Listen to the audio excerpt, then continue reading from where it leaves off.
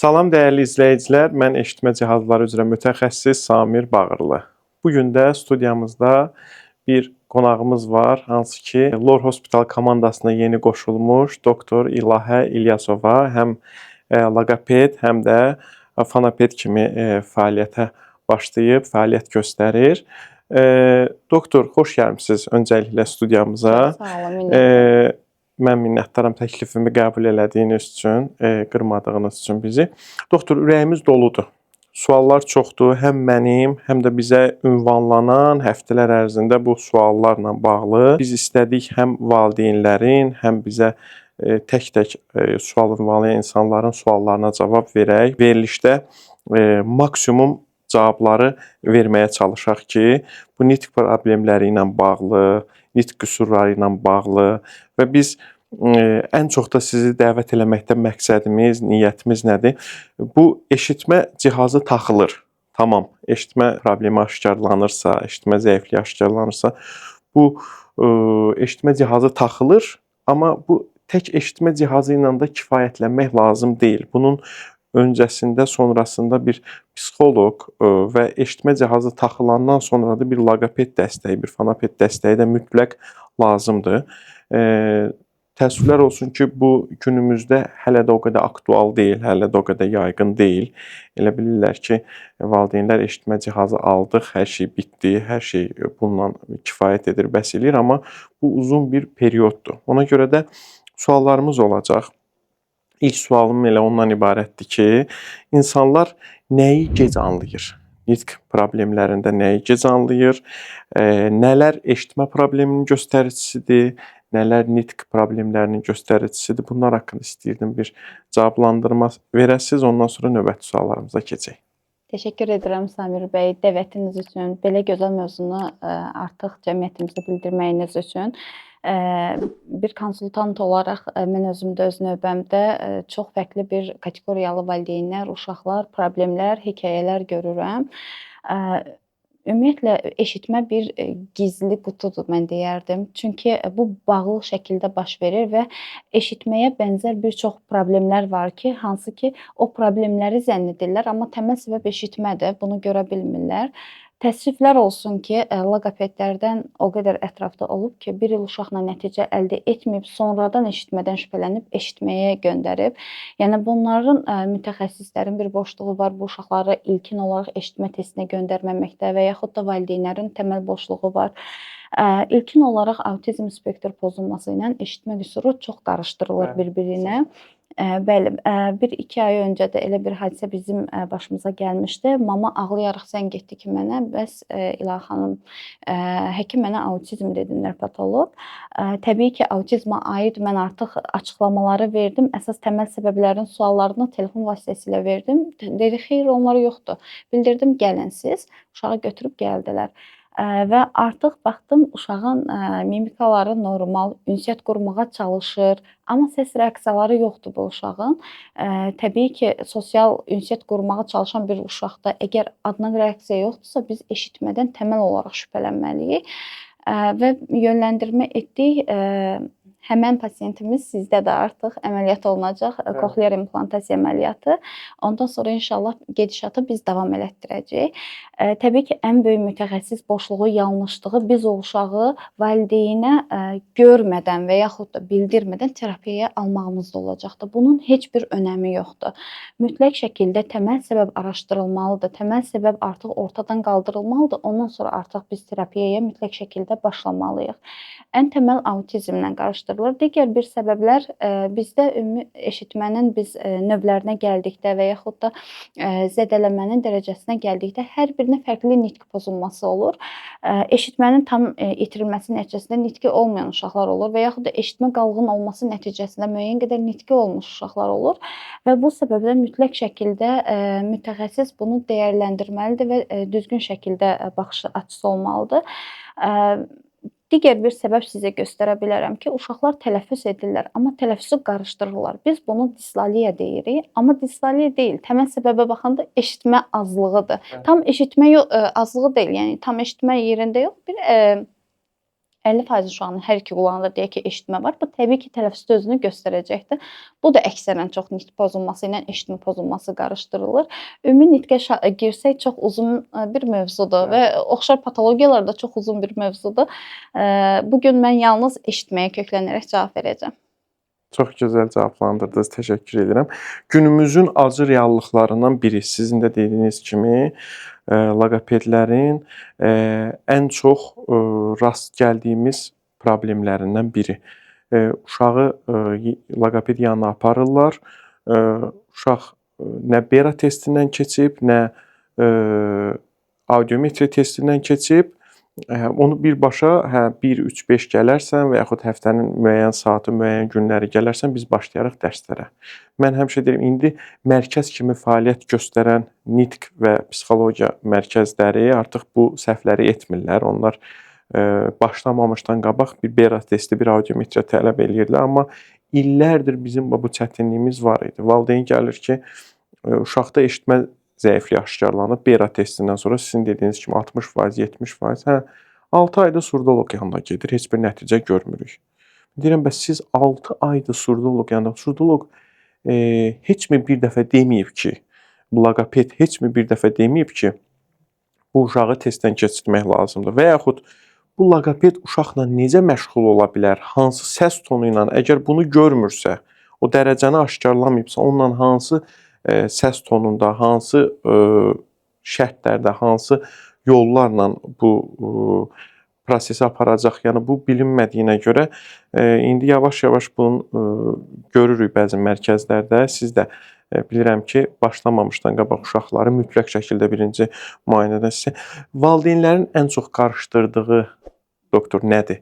Nitq qüsuru ilə eşitmə qüsurunu bir-birindən ayırd eləyə bilmirlər. Bax, bunlarla bağlı istəyirəm danışasınız ki, nitq qüsuru nədir?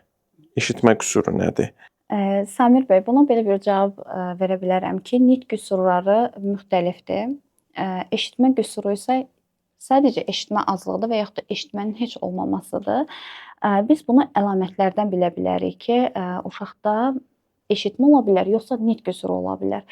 Eşitmə qüsuru olan uşaqlar sosial uşaqlar olurlar. Yəni normativ, tamamilə patoloji bir hal yoxdursa, təbii ki, ikincili bir pozulma yoxdursa, eşitmənin daxilində autizm yoxdursa, eşitmə daxilində zəka yetərsizliyi yoxdursa, tamamilə normal uşaqdırsa, bu normal uşağın normativini bizə verəcəkdir, duyğusunu verəcəkdir, aktivitəsini verəcəkdir. Uşaq oyuna maraqlıdır, başqa uşaqlarla maraqlıdır və yaxud da valideynlə kontakt qurmağa maraqlıdır, amma səsə reaksiyası yoxdur. Təməl olaraq buradan bilirik ki, eşitmədir. Amma uşağın demək olar ki, oyuna marağı yoxdur, əşyalar daha çox diqqətini cəlb edir, insanlara qarşı duyğusu yoxdur. Burada artıq bilirik ki, bu inkişafla bağlı bir problemdir. Buradan daha gözəl biz hiss edə bilərik. Və yaxud da ki, nitq qüsuru olaraq biz onu necə ayırd edə bilirik? Sadə konsultasiyadan misal gətirəcəm. Uşaq bizə yaxınlaşdı. Mən ilkin olaraq uşağa sual verdiyimdə, uşaq daima yalnız bir qulağını yönləndirirsə, biz artıq buradan şübhələnirik ki, uşağın bir qulağında eşitmə pozulması ola bilər. Dərhal bunu hiss edirik. İkinci metod olaraq deyə bilərəm ki, dodağımızı hər hansı bir kağızla və yaxud da əlimizlə tuturuq və tutduğumuz zaman artıq tələffüzünü tələb edirik. Uşaq buna çox dodaqdan oxumaları ola bilər. Çox diqqətlə dinləyirsə, başa düşmürsə, artıq əlimizi çəkdikdən sonra bizi başa düşə bilirsə, burada da yenə biz eşitmədən şübhələnirik və tamamilə əmin oluruq ki, bu uşaqda eşitmə azlığı ola bilər və bu halda artıq yönləndirmə edə bilirik.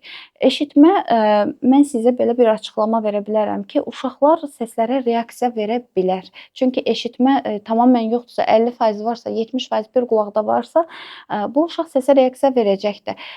Sadəcə olaraq məsələ nədir? Valideyn qapını döyürsə, döymə səsinə dönürsə, valideyn çağırırsa, çağırma səsinə dönürsə və yaxud da adi nitq yoxdursa uşaqda, yenə eşitmədən biz şübhələnə bilirik. Çünki artıq burada səsləri qavramada, sözləri öyrənmədə artıq çətinlik yaranır. Nə səbəbdən çətinlik yaranır? Artıq burada eşitmə pozulması var, eşitmə azlığı var. Eşitmənin azlığı belə nitq pozulmasını gətirib çıxara bilir. Çox həssas mövzudur. Mən hətta deyərdim, patoloji bir hal varsa, uşağın nitqi gec açılırsa və yaxud da heç yoxdursa, mütləq şəkildə eşitmə testindən uşaq keçirilməlidir. Hətta loqopedə müraciət etmədən əvvəl bütün tibbi diaqnozlardan uşaq keçməlidir, ən son loqopedə gəlməlidir. Bizdə o yanlışdır. Uşaq danışmırsa, uşağı bizim yanımıza gətirirlər. Mən artıq bildirirəm ki, həkim müayinəsindən keçib heç bir müayinədə olmayıb. Bəli, birbaşa eşitmə yoxlanılıb, xeyr olmayıb, birbaşa gəlmişik və burada artıq biz yönləndirmə edirik. İsrar edib də həkimə getmək istəməyən valideynlərimiz də var, amma çoxdur, bəli, əksərən. Amma bizim artıq sözümüzü dinləyən bir valideynlərimiz də var. Məsələn, mən Lerikdən deyəcəm, ucqar bir rayondur və bizim mərkəzdə bir pasiyentimiz var. Lor Hospitalda əməliyyat olunub uşaq və bu gün artıq uşaqdan səslər yavaş-yavaş sözlər almağa başlayırıq. 8 aydır biz ona korreksiya edirik. Və artıq valideynlər və mütəxəssislər deyir ki, nə yaxşı rayon yerindən belə tez valideyn ayılıb, belə tez əməliyyat elətdirib. Uşaq artıq bu günləri 2 yaşı yarımlıq uşaqda 1 ildə artıq koklear implantasiya əməliyyatı olunubdur. Yəni bunu maariflənən valideynlərimiz bunu çox həssasa alır və üzərinə düşür. Bunun üzərində erkən müdaxilə başlanılır. Erkən müdaxilə təmal olaraq başlanılırsa bizim nəticəmiz bir o qədər gözəl olur. Günümüzün valideynlərin də ən çox yaşadığımız problemlərdən biri gözləyək özü açılacaq. Bir hətta pasiyentimiz var idi, valideyn var idi, gəlmişdilər ki, bera testindən keçiblər, ən sonunda bizim həkim yönləndirib bera testinə. Bera testindən sonra yaxınlaşıblar, hər iki qulaqda 60, birində 65%, birində eşitmə itkisi. Deyirəm ki, bəs uşağın 5 yaşı var, 6 yaşa keçir. İndiyənə qədər hardaydınız? Niyə gec gəlmisiniz? Deyir, atası dedi ki, bəs mən də 6-7 yaşında danışmışam, gözləyək danışacaq. Sənin 6-7 yaşında danışmağın, sənin uşağının da o yaşda danışmağına göstəriş ola bilməz də. Yəni bu dərhal, yəni 2 yaşından da səhv eləmirəmsə, uşaq əgər danışmırsa, əgər sözləri deməkdə çətinlik çəkirsə, bu artıq bir eşitmə itkisini, bir nitq problemlərinin siqnalı ola bilər. Ona görə mütləq şəkildə müayinədən keçmək şərtdir. Bəs yaxşı, belə bir sual verim sizə, doktor. Sizcə Azərbaycanda ən böyük problem nədir? Gec diaqnoz yoxsa yanlış yönləndirmə? Çox gözəl sualdır. Gec diaqnoz yoxsa yanlış yönləndirmə? Bəzən gec diaqnoz mən buna deyərdim. Nə üçün? Çünki yanlış yönləndirmə hər mütəxəssis, hər valideyn mütəxəssis deyil. Hər valideyn bunu görməyə bilər. Hər kütlə fərqlidir. Bu yerlərə görə də kütlə fərqidir. Şəhər kütləsinin düşüncəsindən rayon kütləsinin düşüncəsi və problemin görünməsi bəli eyni deyil. Amma istisnalar da var təbii ki içəriliyində. Sadəcə olaraq mən buradan valideynlərə də bildirə bilərəm, bir siqnal olaraq da bildirə bilərəm. Əgər uşaq 2 yaşında danışmırsa, gözləyərik, nə zamansa danışacaq deyə bir anlayış yoxdur. Bu sadəcə onların zamanın itirilməsi deməkdir. Mən hər zaman gördüyüm, müşahidə etdiyim konsultasiya zamanı valideynə terapiya olunacaqsa hara qədər gələ bilər uşaq, olmayacaqsa bu uşağın təhlükəsi nələr ola bilər? Və bir müddət sonra, 2 il sonra, 3 il sonra o valideyn yenidən mənə geri dönüş eləyir. Niyə? O davamiyyəti kəsdi və artıq o davamiyyəti kəsdiyinə görə, mənim dediyim sözə gəldiyinə görə mən onun üçün çox mükəmməl bir mütəxəssisəm və məndən başqası yoxdur ki, biz bu gedişatı bilirik. Oturub zamanı gözləmək, bu sadəcə valideynlərin özünə təsəllisi və özünü aldatmasıdır. Bu bizə, sizə heç nə qazandırmır. Bu onların zamanının itkisidir. Bəli. Çünki hər bir uşağın özünün yaş normativi var. Biz uşaqlar bizə yaxınlaşarkən 6 yaşa qədər olan uşaqları inkişaf dəyərləndirmə testindən keçiririk. 6 yaşa qədər bu müəyyən qədər bilinən bir dərəcədədir və ölçülə bilən bir dərəcədədir. 6 yaşında inkişaf testinə qədər biz baxırıq valideynə, bu problem əslində 2 yaşda görülə bilən bir problemdir. Amma uşaq 4 yaşda bizə müraciət olunub. Uşağın artıq 4 yaşı var, 2 illik bir gecikmə var və valideynlər bunu unutmasın ki, bu gecikmələr birbaşa uşağa təsir edir. Hansı səbəbdən edir? Çünki yaş artdıqca artıq inkişaf dəyişir və ağırlaşır. 4 yaşlı uşağın rabitəli nitqə girməsi, 4 yaşlı uşağın ünsiyyət qurması, danışması, şeiri, nağılı, hekayəsi, bunların hər birini toparlaxsaq 4 yaşlı uşaq danışmayaraq gəlir bizim yanımıza. Artıq bunu gətirmək biz üçün çox çətindir. O normativə gətirmək çox çətindir. Amma 2 yaşında üzərinə düşülsə, 2 yaşda artıq biz gözəl bir nəticə alırıq, uşağa öz normativini, inkişaf normativini gətirib çatdıra bilirik. Bu səbəbdən çox diqqətli olmalıdır valideynlər. Sadəcə etdiklərini özlərinə və övladlarına edirlər. Bəli, çox düzgün vurğuladınız. ekran qarşısında bizi izləyən valideynlər var ki, bu dəqiqə mənim onların suallarını indi mən sizə ünvanlayacağam. Ən çox verdikləri sual eşitmə cihazı taxılandan sonra loqoped yanına getsək, neçə aya bu uşaq danışar, neçə aya düzələr, normal uşaqlar kimi məktəbə gedər, neçə ay suallar. Əgər uşağın yanaşı xəstəlikləri yoxdursa, sadəcə eşitmə itkisidirsə, yəni 50%, 60% bir eşitmə itkisidirsə, eşitmə cihazı taxılıb bu korreksiya olunursa, yəni eşitməsi qaldırılırsa 100%-ə, siz həmin uşaqla normal uşaqdır da belə deyək, yəni əlavə bir problemlər yoxdur. Neçə müddət sonra biz ilkin siqnalları, yəni gözəl nəticəni görməyə başlayacağıq və neçə müddət gəlməlidirlər sizin yanınıza? Mütəmadi olaraq. Mütəmadi olaraq. Bəli. Çox gözəl sual ünvanlandırdınız. Mən bunu yalnız eşitməyə bağlayacağam. Çünki inkişaf problemi olan uşaqlarda da valideynlər daha çox bu müddət problemini bizdən soruşurlar. İlk olaraq bildirmək istəyirəm ki, müddət deyilən bir anlayış yoxdur. Çünki hər bir uşağın normativi fərqlidir və biz onlara fərdi yanaşırıq. Amma ortalama bir müddət deyə bilirik. Çünki bu bizim təcrübəmizə dayanaraq bir dediyimiz ortalama müddətdir. Eşitmə qüsurlu uşaqlarda ortalama müddət bizim uzun bir yoldur, uzun bir zamandır. Əgər ki, sadəcə cihaz, səs gücləndirici cihaz taxılıbsa, biz qısa müddətdə ilk 3 aydan artıq nəticəni almağa başlayırıq. Əgər yanaşı uşağın diqqət problemi yoxdursa, qavrama öyrənmə çətinliyi yoxdursa, normal uşaqdırsa, bəli, çox qısa müddətdə alırıq. Amma yox, uşağın yanaşı problemi varsa, diqqət yayınlığı varsa, kontakta girmək istəmir, burada artıq uzun müddətli proses gedir. Yanaşı olaraq duyusal problemlər varsa, o problemlər ortadan qaldırılmalıdır. Elə uşaq var bizdə toxunusal problemi, yüksəklik qorxusu, qorxular olduğu müddətdə nitqə fokuslanmaq, öyrənməyə açıqlıq mümkün deyil.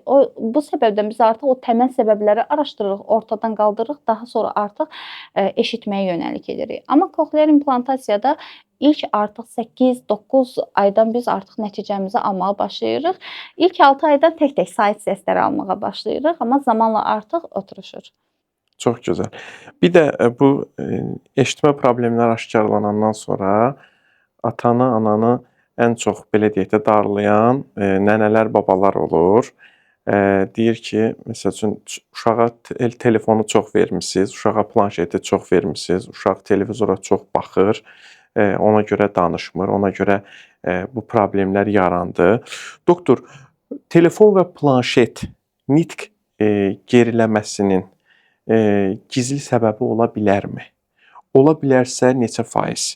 Yəni nə qədər günümüzdə bu telefon, planşet uşaqların ümumiyyətlə inkişafında uşaqlara mənfi təsir göstərir? Yoxsa bu bir qorxu kimi valideynlərdə olmamalıdır? Yəni rahatlıqla planşeti verməlidirlərmi? Verməlidirlərsə neçə saat istifadə etməlidirlər? Bu haqqda istəyirdim biraz da danışaq. Baş üstə. İlk olaraq demək istərdim ki, 3 yaşa qədər qəti olmaz. 3 yaşdan 6 yaşa aralığında yarım saat öyrədici, maarifləndirici olar. Bəli, gün ərzində. Biz nəyə görə 3 yaşa qədər deyirik? Uşağın inkişafının 3 yaşa qədər pik nöqtəsi, nitq inkişafını burada nəzərdə tuturam. Pik nöqtəsidir və artıq nitqi ifadəli nitqə keçid eləyir. Uşaq artıq sözləri, söz birləşmələri, nitqini rahat ifadə edir, artıq ünsiyyətə girməyə başlayır. Bu ilk 3 yaşın normatividir. 3 yaşa qədər uşağa nə üçün olmaz? Çünki ekran tək tərəfli ünsiyyət vasitəsidir. Uşaq yalnız orada baxır. Əzbərlədilən süjetə baxır və bunlar rəngli, şəkilli, hərəkətli, hərəkətləri də daha ləng ola bilər, sürətli ola bilər. Baxdığı hər hansı bir situasiyaya baxır bu. Və artıq uşaqda nə baş verir? Bir tərəfli öyrənmə və əzbərlənmə baş verir. Məsələn, valideyn olur qəbulumuzda deyir ki, telefonda olan bütün meyvələri tanıyır, bütün heyvanları tanıyır, bütün əşyaları hamısını YouTube-dan öyrənib. Amma onu ünsiyyətdə istifadə edirmi? Etmir. Çünki uşaq artıq ünsiyyət tərəfini öyrənmir. Amma 3 yaşa qədər qarşılıqlı şəkildə oyun vasitəsilə ünsiyyət yaradılır. Telefondan əgər uşaq kənardırsa, ünsiyyət yaradıldıqdan sonra artıq uşaqda analiz etmə, anlama, qavrama, suallar vermək, artıq söz mübadiləsində iştirak etmək, bir çox artıq funksiyalar yaranmağa başlayır və ondan sonra artıq uşaqda telefon, televizor təhlükə olmur.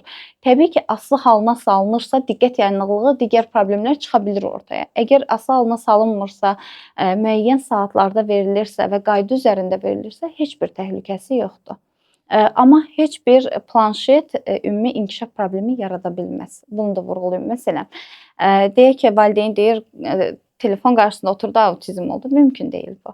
Yəni o artıq tibbi bir problemlər nəticəsində ortaya çıxır. Tamam. Çox valideynin sualına cavab olaraq çox ətraflı bir məlumat verdiniz, cavab verdiniz. Təşəkkür edirəm. Bu da valideynlərin ən çox ünvanladığı suallardan biridir. Doktor, biz eşitmə cihazı üzrə mütəxəssis olaraq deyirik ki, məsəl üçün sözləri deməkdə çətinlik çəkirsə, Samiri Samir yox Sami deyirsə, məsəl üçün r-nı, p-nı, t-nı, h-nı yeyirsə, məsəl üçün qulaq, burun, boğaz həkimləri ən çox deyirlər ki, məsəl üçün uşaq otaqda yatıbdır, yataq otağında. Biri qapı çırpılanda reaksiya verirsə, o birisi vermirsə, bu eşitmə zəifliyinin göstəricisi ola bilər. Bir loqoped kimi, bir fonoped kimi sizə bu sualda mən ünvanlamaq istəyirəm. Hansı 3 əlamət var ki, siz tərəfdən valideynlərə bildirək ki, bu valideynlər bu 3 əlamətin ya birini, ya ikisini, ya elə üçünü də uşaqlarda gözləmləyirlərsə, mütləq şəkildə mütəxəssisə, yəni sizə müraciət etməlidirlər. Bax, bu 3 əsas əlamət hansılardır? Bunlar haqqında da biraz məlumat verin, zəhmət olursa. Təməl olaraq 3 əsas əlamətimizdən birincisi mən deyərdim ki, uşaqlar 2 yaşına çatırsa, danışmırsa, mütləq müraciət olmalıdır. Mütləq birbaşa müraciət olmalıdır. İkinci olaraq uşaq ünsiyyətdə iştirak eləmirsə, kontakt qurmursa, artıq oyuna müdaxilə etmirsə, özü oyun qurmursa, məsələn, mən valideynə sual verirəm ki, uşaq necə oyunlar qurur? Yalnız oyuncaqla oynayır. Demək ki, uşağın təxəyyülü və eyni zamanda analiz etmə qabiliyyəti yoxdur ki, evdə qabdan və yaxud da geyimlərdən, ayaqqabılardan, evində nə tapırsa onlardan, yastıqlardan ev qurmursa, artıq burada biz anlayırıq ki, uşağın təxəyyülündə artıq problem biz yaşayırıq. Əgər bu hallar yoxdursa, yenə bunu artıq müraciət olunmalıdır. Uşaq heç bir fəaliyyətə qoşulmursa, yenə müraciət olunmalıdır. Digər bir şəkildə mən eşitməyə bağlayacağam ki, uşaq səslərə reaksiya vermirsə, yəni təməl olaraq eşitmə, hətta nervpatoloqdan öncə eşitmə yoxlanılmalıdır, sonra gedilməlidir. Çünki nervpatoloqlar da eşitməyə çox yönəlmirlər. Eşitmənin spektra çox bənzədib, spektr təməl olaraq qoyurlar və burada artıq proqram yanlış gedir. Çünki spektra yanaşma, spektrın işlənilməsi və eşitmə qüsuru yanaşı varsa, artıq sual olunur ki, təməl problem ortadan qalxmayıb, eşitmə ortadan qalxmayıb. Hansı nəticəni ala bilərik? Heç bir nəticəni əldə edə bilmərik. Bu səbəbdən mütləq şəkildə bu 3 əlamətə valideyn baxmalıdır. Təməl öncə sizə müraciət olunmalıdır. Eyni zamanda valideynlər buna çox diqqət etməlidir ki, uşaqlar tələffüzləri qarışdırırsa, bu da zamanla düzələcək bir anlayış yoxdur. Burada da eşitmə azlığı ola bilər və hansı tələffüzü qarışdırırlar? Daha çox siqmatizm dediyimiz səs qrupları var ki, ş, s, z, j kimi səs qruplarıdır. Bunlar qarışdırılır. Hansı səbəbdən qarışdırılır? Bu dişin arxasında gizlənən səslərdir. Gizlənən səslər olduğu üçün dil ortası, dil yanı, dil kökü səsləri və boğaz səsi, h səsi az öncə bildirdiniz. Bu səsləri qarışdırırlar. Çünki uşaq bunu gözlə görmür. Görmədiyi üçün, eşitsəl də duya bilmədiyi üçün artıq başlayır uşaq səsi qarışdırmağa. Daha çox biz mütəxəssislər eşitmə problemi səbəbindən anlayırıq. Hardan? Uşaq boğuq səslə danışır. Boğuq səslə danışırsa, təməl olaraq bilirik ki, artıq bu səs sadəcə səsləri əvəz etmə deyil, uşaqda eşitmə azlığı ola bilər.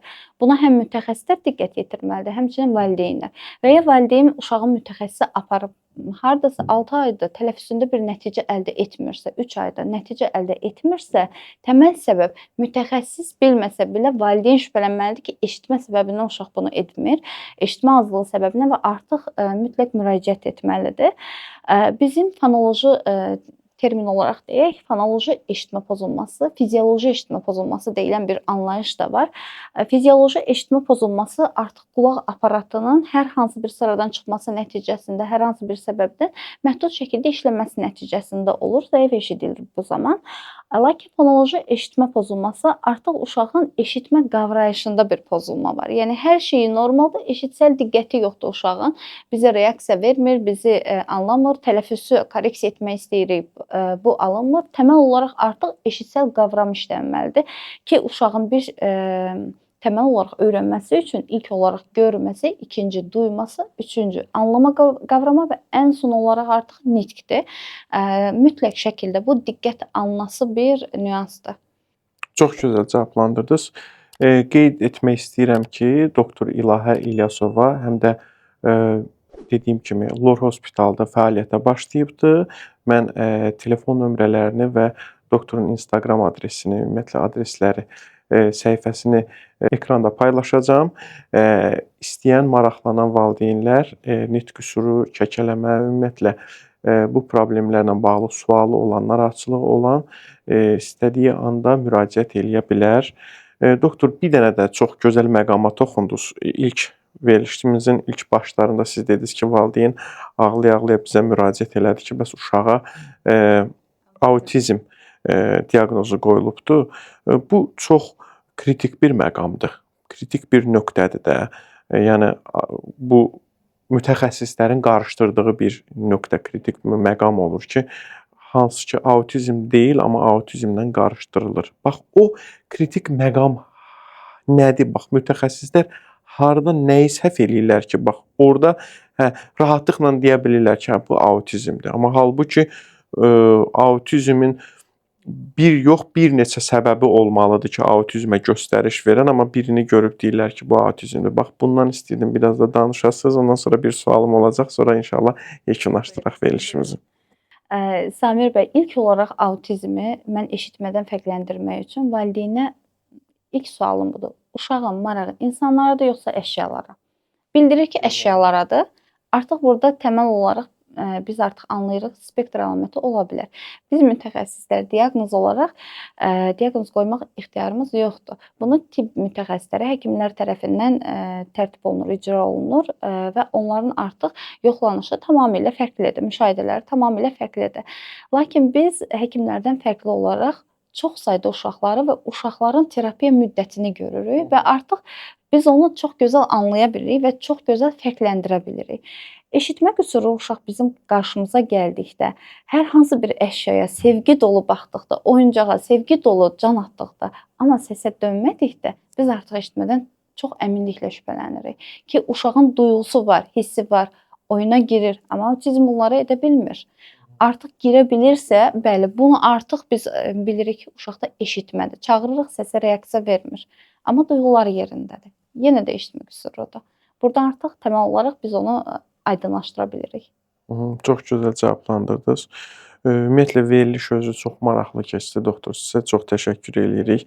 İllərdir bu valideynlərin, eşitmə və nitq qüsuru yaşayan valideynlərin yığılıb qalan suallarıdır ki, hansı ki biz cavablandırırıq və yaxud bəziləri cavab tapır, amma bir həkimə, bir nervpatoloqa, bir loqoped yanına getdikdən sonra cavab tapır, amma ümumi veriliş olaraq bu heç yerdə yayımlanmayan, heç yerdə olmayan bir proyektdir ki, bunu biz icra eləyirik. Doktor, sizə də öz təşəkkürümüzü bildiririk ki, gəldiniz. Yəqin ki, suallarımız çox olacaq, həm sizin ünvanınıza, həm bizim ünvanlara rahatlıqla bildirmək istəyirəm ki, verə bilərsiniz suallarınızı, cavablandıracağıq. Son olaraq, doktor, valideynlərə nə demək istəyirsiniz? Valideynlərə səmimi olaraq bir 2-3 cümlə ki, nə? Yəni bu loqoped tərəfindən, yəni bir fonoped tərəfindən vacibli hansı məsləhət, hansı tövsiyələr eləyə bilərsiniz valideynlərə? Yekunda bildirmək istəyirəm ki, valideynlərə, əgər uşaqlarına eşitmə cihazı taxıblarsa, bu biz loqopedlər üçün eşitməyə girişdir və biz eşitmə cihazı olmadan heç bir müdaxilə edə bilmərik. Mütləq şəkildə səbəb ortadan qaldırılmalıdır. Səbəb də ortadan qaldırılması üçün erkən müdaxilə çox önəmlidir. Zamanında erkən müdaxilə artıq bir can qurtarır, bir həyat qurtarır və bir uşağın taleyini həll edir. Hansı ki, bu taley sizin öz əlinizdədir. Mütləq şəkildə gec olmadan mütəxəssislərə müraciət etməyi unutmayın. Yekun olaraq Samir bəy, sizə təşəkkür edirəm. Belə bir mövzunu təşəkkür edirəm. açıqlandırdınız Çox sağ olun. və çox zövq oldu mənim üçün də, çox gözəl keçdi. Hər zaman bu layihədə sizə dəstək olmağa hazıram. Çox sağ olun. Təşəkkür edirəm. Biz də dəvətimizi qırmadığınıza görə, təşrif buyurduğunuza görə minnətdaram. Dəyərli izləyicilərimiz, sizin də video xoşunuza gəldisə, like edib kanala abunə olmağı unutmayın ki, daha da çoxlu videolar sizin qarşınıza çıxsın. Maraqlandıran, düşündürən suallar varsa da bizim şərh bölməsində bizə ünvanlayasınız. Təşəkkür edirəm doktor. Çox sağ olun. Mən təşəkkür edirəm.